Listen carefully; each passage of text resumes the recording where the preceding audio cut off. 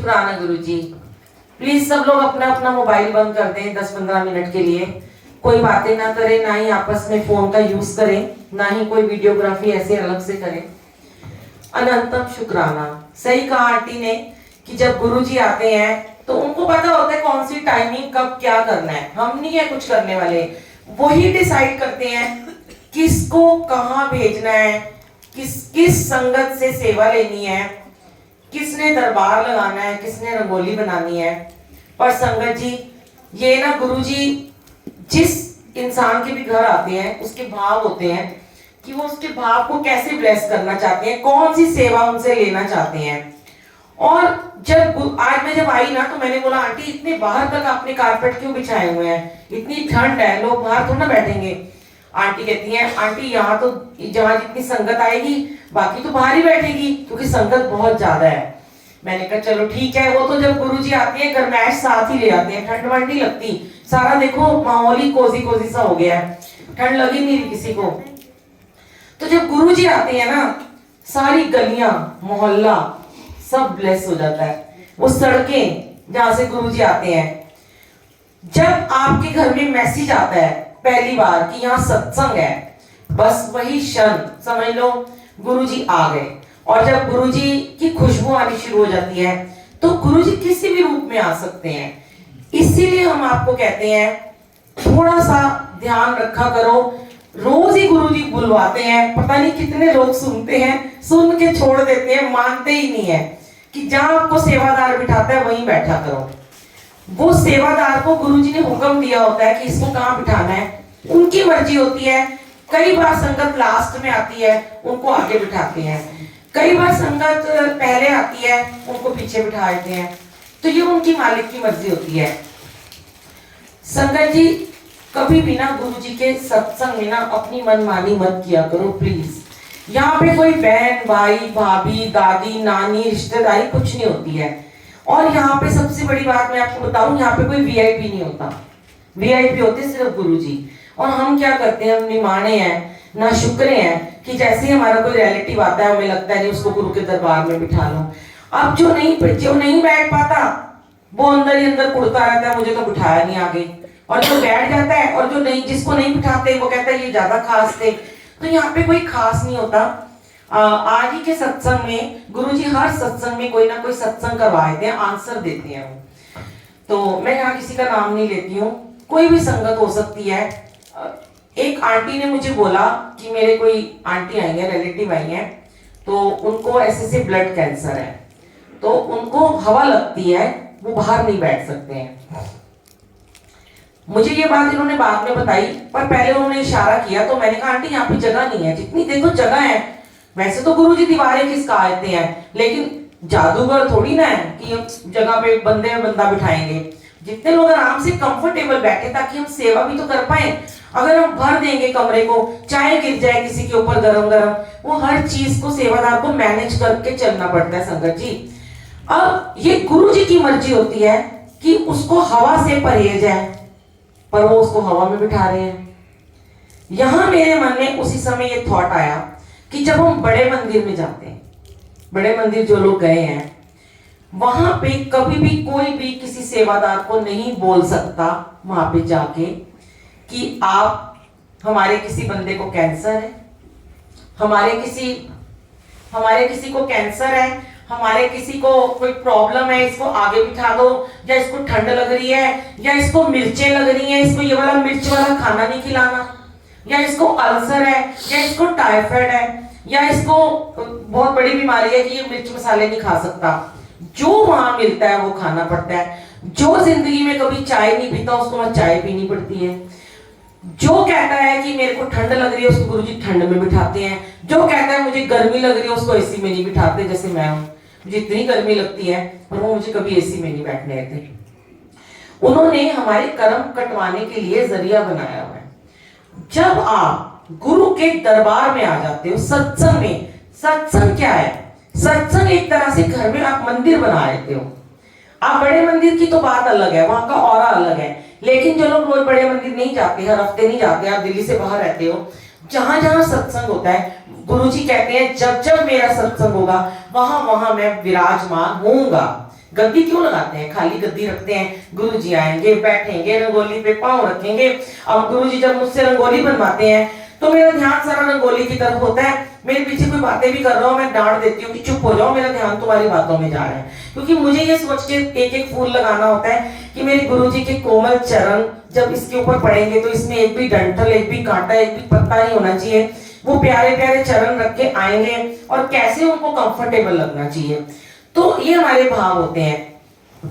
अब जब आप गुरुजी के मंदिर में जाते हो, सेवादार आपको बोलते हैं यहाँ बैठ जाओ, आप कहते ही नहीं हो कि मुझे यहाँ नहीं बैठना, मजाल ही नहीं वहां कोई कहते। जब आपको ठंडी ठंडी हवा में बिठा दिया, वहां तो नहीं कहा गया। तो यहाँ पे ना, जब मैं आपको ये बता रही थी कि जब गुरु का दरबार लगता है वो एक सचखंड बन जाता है, वो घर एक मंदिर बन जाता है उस दिन के लिए। क्योंकि उस दिन आपने महाशिव को अपने घर में बुलाया है कई जन्मों के बाद। सुबह आंटी के, रश्मि आंटी के घर में अमृत वेले में चला था ना पहला शब्द, बहुत जन्म बिछड़े थे माधो, ए जन्म तुम्हारे लेखे, जन्म तुम्हारे लेखे। कई जन्मों की बिछड़ी हुई आत्मा कितने सालों से आंटी इंतजार करे कि मेरे घर में सत्संग हो। और जब सत्संग होता है तो गुरु जी सच में आते हैं। गुरु की मर्जी होती है तभी सत्संग होता है, गुरु की मर्जी होती है तभी वो सेवादार आ पाते हैं। गुरु की मर्जी होती है नहीं बुलाना होगा ना, आप देख लो सेवादार आते हैं, हम भी कई बार रोज जाते हैं तकरीबन सेवा में। तो जब सेवादार सीढ़ियां चढ़ते चढ़ते गाड़ी लगा रहा होगा, उसको फोन आ जाएगा कि घर से बुलावा आ गया, उसकी सेवा नहीं लिखी है, तो वो घर चला जाएगा, नहीं है उसके नसीब में सेवा। और उनकी मर्जी के बिना सेवा आप कर भी नहीं सकते हो। तो जहां पे आपको सेवादार बोलता है आप वैसे ही बैठा करो कभी भी। अब जो गलतियां पहली बार हो जाती हैं, मैं हमेशा एक ही बात कहती हूँ, अनजाने में की हुई गलती की माफी होती है। जानबूझ के गलती करो तो गुनाह माना जाता है। बार बार गलती करोगे बार बार, तो गुरुजी आपको क्षमा नहीं करेंगे। एक बार आपको समझा दिया कि जो बाद में आएगा वो पीछे बैठेगा। आप लोग क्या बताऊं, मैं हर रोज अपने सत्संग में गुरुजी मेरे से डलवाते हैं, मुझे नहीं पता क्यों। मैं इतनी बड़ी बात बोल जाती हूँ, कभी अगर मोदी जी ने मेरा सत्संग जरूर सुनेंगे जिंदगी में, मैं यही बोलती हूँ मेरे सत्संग में मैं सेवा में हूँ, मोदी जी आ गए तो मैंने उनको भी यही कहना है, वहां बैठ जाओ जहां आपका स्थान है, यहाँ आगे नहीं आप बैठ सकते। फोन को बंद कर दो और आप अपना जमीन पे बैठ जाओ, क्योंकि मैं उनको कुर्सी पे नहीं बैठने दूंगी। मुझे पता है मोदी जी जैसे प्रधानमंत्री भी मानेंगे, क्योंकि वो गुरु जी को मानते हैं। उनको 26 साल के लिए गुरु जी ने ब्लेस कर दिया था। हम गुरु जी को मानते हैं, हम गुरु जी वाले, पर हम गुरु जी कितनी बातें मानते हैं। हम ये बोल देते हैं हम यहाँ नहीं बैठ सकते, हम वहां नहीं जा सकते, हमारे घुटनों में दर्द हो रहा है, हम ऊपर बैठेंगे, हम नीचे बैठेंगे। ये चीजें छोड़ दो करनी। और सेवा और उसके ऊपर सत्संग के ऊपर पहले भी शेयर किया, आंटी ने सुना होगा, पर फिर भी आंटी ने आज मुझे आते ही एक हुक्म दे दिया, सेवादार, हमारे सेवादार सेवा करेंगे। मैंने कहा कोई बात नहीं, जब आपने हमें बुलाया दिल्ली से, इतनी दूर से बुला लिया, तो आप आज बैठ के सत्संग सुन लो ना, सेवा हमें करने दो। जैसे इनके घर में आए तो आंटी ने, बच्चों ने कहा अरे वाह, हम तो अपने घर में जब सत्संग होता है काम ही करते रहते हैं, आज ना आपने तो हमें रानी बना दिया, हमें कोई काम नहीं करने दिया। तो जब आप सेवा में किसी को बुलाते हो, उसको सेवा करने दो। अपने सेवादारों को आप ये बोलो, आपको बैठ के आज सत्संग सुनने की सेवा है। सत्संग सुनना भी एक सेवा है, और ये सेवा बहुत ही मुश्किल से मिलती है। मैंने एक सत्संग डाला था यूट्यूब पे, बहुत सारे उस पे व्यूज आए हैं कि सेवादार और संगत में क्या फर्क है। शायद आज गुरु आप लोगों ने, सब में तो सुनते नहीं हो, सुनते हैं हजारों लाखों लोग, पर जहां मैं गई हूँ, आई हूँ, हो सकता है यहाँ पे जो बाहर सेवादार खड़े हैं या जो सुन रहे हैं मेरी आवाज को, उन्हें अपना आंसर मिल जाएगा। ठीक है। अब गुरुजी ने क्या समझाया, गुरुजी कहते हैं मैं गद्दी पे बैठ गया, मेरी संगत आके बैठ गई सत्संग सुनने। गुरुजी कहते हैं गुरुजी के बाद जो स्थान दिया गया है पहला, वो मेरी संगत को दिया गया है। मेरे बराबर का लेवल है मेरी संगत का, क्योंकि मुझे तुम यहाँ बिठा के सत्संग सुनाते हो, मेरे लिए तुम जल प्रसाद लाते हो, मेरे लिए तुम चाय लाते हो, मेरे तुम जूठे बर्तन उठाते हो। ऐसे ही पता नहीं संगत में कौन से रूप में गुरुजी आ जाएंगे, तो हम क्या करते हैं, हमारे लिए चाहे वो मेड हो, चाहे वो ड्राइवर हो, चाहे वो स्वीपर हो, हमारे लिए वो पूरी संगत है, वो गुरु के तुल्य है। किस रूप में गुरुजी आ गए हमें नहीं पता। तो गुरुजी कहते हैं जब तुमने जो स्थान मुझे दिया है वो तुमने मेरी संगत को दिया। अब संगत को आके पानी दिया, जल दिया, पानी की बोतलें ली, चाय प्रसाद दिया, चाय के बर्तन उठाए, फिर लंगर प्रसाद दिया, आपको हमने कुछ नहीं करने दिया। और जो सेवादार का जो लेवल है वो भी बहुत पीछे है, पर यहाँ पे लोगों के मन में ये भावना रहती है, ओहो ये सेवा में खड़ा है, पता नहीं इसने कितने अच्छे कर्म करे होंगे कि ये तो सेवा कर रहा है, हम तो बड़े निमाने, हमें सेवा ही नहीं मिलती है। देखो इन आंटी को देखो, इन अंकल को देखो, जहां जाओ सेवा कर रहे होते हैं, कितने किस्मत वाले हैं, कितने लकी हैं ये, हमें सेवा नहीं मिलती।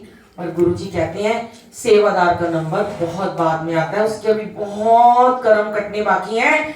जैसे कि गुरुजी ने ये समझाया, मुझे बहुत बार समझाते हैं, जो भी मुझे थॉट्स देते हैं वही मैं शेयर करती हूँ, कि वो एक रेस्टोरेंट के मालिक हैं, ठीक है, आप एक रेस्टोरेंट के अंदर आ रहे हो, मालिक के पास आए, मालिक खड़ा है अपनी जगह पे, अब ये सारे के सारे जो बैठे हैं संगत, ये क्लाइंट है, बैठ गए खाना खाने आए ना, बढ़िया सब अच्छा अच्छा, अब उनके आगे वेटर आ रहा है, पानी लेके आ रहा है, उनकी क्लास उठा रहा है, वो कौन है, वेटर कौन है, नौकर कौन है, हम सेवादार हैं। तो गुरुजी कहते हैं अगर किसी सेवादार को मैंने एक दिन भी सत्संग सुनने का मौका दे दिया ना, तो वो मेरे लेवल का हो गया। पर ये आप भाव छोड़ते ही नहीं हो, एक अंदर से एक बात आती है, ऐसे कैसे हो सकता है, हम तो सेवादार हैं, हमें कैसे कोई कह सकता है बैठ जाओ। मैं यहाँ पे आपके सेवादारों की बात नहीं कर रही, जनरल एक बात कर रही हूँ कि हर जगह ऐसा होता है। फिर वहीं पे फिर गुरुजी मुझे दिखाते हैं कि सेवादार आपस में बातें कर रहे हैं, फोन का यूज कर रहे हैं, हम मना कर रहे हैं, क्योंकि अगर हमारे को बुलाया है, मुझे बहुत स्ट्रिक्ट सेवादार कहा जाता है, मेरे सारे जानते हैं संगत के लोग कि बुलबुल आंटी किसी को ना फोन का यूज करने देती है, ना बात करने देती है, क्योंकि डायरेक्ट कनेक्शन तभी आपका लग पाएगा। एक बार मना कर दो, वीडियो नहीं बनानी है, फिर भी बना रहे हैं, फिर खड़ी हूं सर पे तो नहीं बना रहे, जरा सा नजर से हटी फिर बना रहे हैं। वो कर्मास आपके कैसे कटेंगे ये तो बता दो मुझे, कभी नहीं कटेंगे। आते रहो, जाते रहो, रोज सत्संग में जाओ, रोज लोगों को बोलो हम तो रोज सत्संग में जाते हैं, हम तो रोजाना सेवा करते हैं, पर हमारे कर्म तो कट नहीं रहे हैं, क्योंकि हम गुरुजी की वाणी को मान ही नहीं रहे हैं, बात को नहीं मान रहे हैं। जिस दिन आपने गुरु की बात को मान लिया ना, जिस दिन आपने डिसिप्लिन में बैठ के सत्संग करना शुरू कर दिया, जिस दिन आपने प्रॉपर तरीके सेवा नियम से निभाई, देखो वही सेवादार आगे किसी को कहने के योग्य होता है जो खुद डिसिप्लिन में रहता है। एक पेरेंट्स होते हैं, अपने बच्चे को बार बार बोलते हैं तू शरारत मत कर, तू शरारत मत कर, तू ये चीज मत तोड़, तू रोज स्कूल जाया कर, तू रोज होमवर्क नहीं करता। कहते हैं ना, अगर वही पेरेंट्स रोज आपस में झगड़ा करें, मियां बीबी लड़ाई झगड़ा करें, गाली गलौज करेंगे, और वो अपने बच्चे से उम्मीद करेंगे कि मेरा बच्चा गाली ना दे, ये तो पॉसिबल ही नहीं है ना।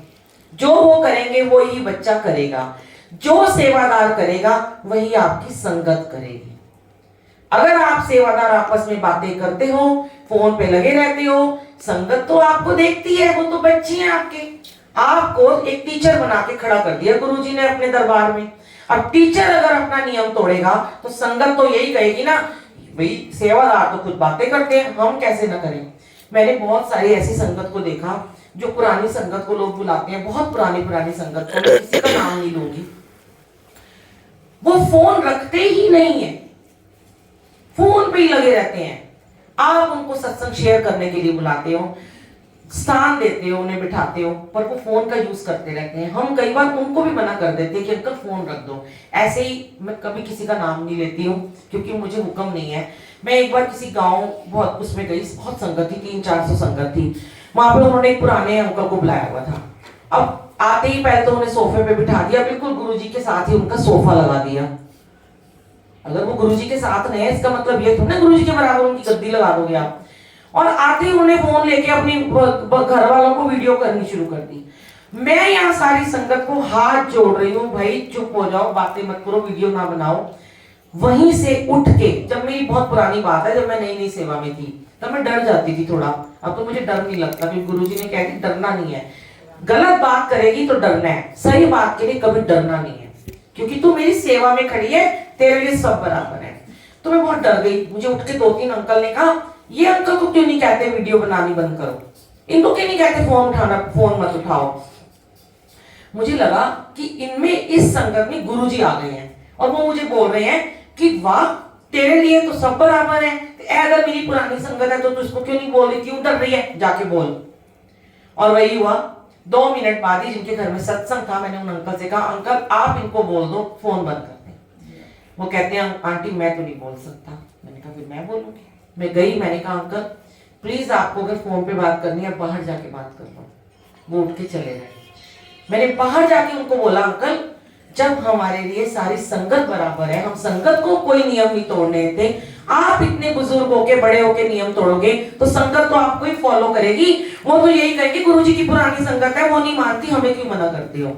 तो जब भी कोई नियम लागू करते हैं ना, कोई टीचर के ऊपर, कोई प्रिंसिपल टीचर पे करती है या कहीं पे भी आप करते हो, तो पहले टीचर को, आप एक क्लास में जाते हो, टीचर कहती है मोबाइल फोन बंद कर दो, मोबाइल नहीं लेके आना यहाँ क्लास में, और टीचर खुद मोबाइल पे लगी हुई है, तो बच्चे क्या करेंगे। टीचर के भी मोबाइल जमा हो जाते हैं स्कूल में। ऐसे ही नियम, अनुशासन, ये 2 ही चीजें गुरुजी ने बोली हैं। उसके बाद आपसे उनको कुछ नहीं चाहिए, सिर्फ यही वाला भाव चाहिए कि जब मेरे सिमरन में जोत जग गई ना, उसके बाद नो वीडियोग्राफी, क्योंकि गुरुजी महाराज बैठे हैं ध्यान में, आप डालते हो फ्लैश उनके ऊपर और फिर वो हो जाते हैं डिस्टर्ब। हाँ, लाइव सत्संग चलाते हैं और दुनिया को दिखाना होता है, जैसे आंटी ने कहा, मैं भी चलाती हूँ सुबह अमृत वेला, क्योंकि दुनिया जुड़ी होती है, वो एक अलग बात है। हम कहते हैं पीछे खड़े होकर आप लाइव चला लो, किसी को पता ना चले, क्योंकि अगर आप लोगों की वीडियो बनाओगे, जैसे लोग कैमरा मैन भी लगाते हैं, मैं बहुत बड़े बड़े सत्संग में जाती हूँ, 1000-2000 गैदरिंग में कैमरा लगे होते हैं, मैं उनको कहती हूँ आप शुरू में बना लो वीडियो, या लास्ट में बनाना, या कोने में खड़े हो जाओ, क्योंकि संगत तो देखो बेचारी भोली है, उसे क्या पता, उसकी फोटो बना रहे हो, वो अपना मुखड़ा भी ठीक करेगी, बाल भी ठीक करेगी, सर से चुन्नी भी उतार देगी, मेरी फोटो अच्छी आने के लिए, है ना। कर कौन रहा है, गलती करवा कौन रहा है, हम खुद करवा। अब हम अगर आंखें बंद करके बैठे हैं, बाई चांस सपोज तो मैं आंखें बंद करके बैठी हूँ, मेरे ऊपर लाइट पड़ेगी, वाह मेरी वीडियो बन रही है, फटाफट सर से चुन्नी उतार के स्टाइल मारना शुरू कर दूंगी, हट गया मेरा कनेक्शन। तो कनेक्शन बनाने के लिए ये सब चीजें हमें बंद करनी पड़ती हैं। सत्संग बहुत सारे हैं, कितने शेयर करूं, रोज एक गुरुजी बहुत कुछ शेयर कराते रहते हैं। और अब आज वैसे भी लेट का सत्संग था, 7 से 9 का था, तो चलो आज इतना ही ठीक है, और अगली बार आएंगे फिर थोड़ा और करेंगे। मैं कोई ज्ञानी नहीं हूँ, ना मैं कोई ज्ञान बांटती हूँ, पर जो गुरुजी ने मुझे सिखाया है ना, मैं वही अपने एक्सपीरियंस शेयर करती हूँ, क्योंकि आप लोगों की तरफ मैं भी पहले ऐसी थी, जल्दी गलतियां करने वाली, नहीं पता था, अनजाने में कर देते थे, बहुत बहुत बहुत कष्ट आते हैं, पता नहीं चलता। लोग कहते हैं कि गुरुजी ऐसे हमारे से बदले लेते हैं, वो बदला नहीं लेते हैं, वो हमें सिखाते हैं। अगर हम, बच्चा हमारा गलती करता है, पढ़ाई नहीं करता, ठीक से स्कूल को अटेंड नहीं करता, क्लास का होमवर्क नहीं करता, क्लास वर्क नहीं करता, तो फेल हो जाता है, कंपार्टमेंट आती है, एज इट इज हम लोग बार बार फेल होते रहते हैं, हम पीछे बैक जाते रहते हैं। जब हम पूरे नियम फॉलो करते हैं तो हमें आगे खड़े होने का मौका मिलता है। अब कई बार ना मेरी देखा देखी ना, बड़े सारे कोई नई नई सेवादार आते हैं ना, तो वो मुझे बोलते हैं, कहते हैं बुलबुल आंटी आप सबको बोलते हैं ना अमृत वेला करो, तो बड़ी जल्दी लोग आपका कहना मान जाते हैं, तो हम बोलते हैं तो ये मानते ही नहीं, ऐसा क्यों। मैंने उनको कहा एक बात बताओ, आप अमृत वेला करते हो, कहते नहीं। तो मैंने कहा जब आप ही नहीं करते तो आपकी वाणी को कौन मानेगा। पहले मैं करती हूँ, कई सालों से कर रही हूँ, उस तपस्या में हम बैठे हैं, तभी हम किसी को ज्ञान दे सकते हैं। मैं खुद तो वो काम, मम्मी खुद तो घर में मदर वो काम करे ना, बच्चे को बोले फोन बंद कर दे और खुद सारा दिन फोन पे इंटरनेट पे लगी रहे, बच्चे को बोले पार्टी में मत जा, खुद रोज किट्टी में जाके पार्टियां कर रही है, तो क्या होगा, कोई नहीं मानेगा। पहले खुद का ऑरा ऐसा बनाना पड़ता है कि आपकी बात का प्रभाव पड़ जाए दूसरे के ऊपर।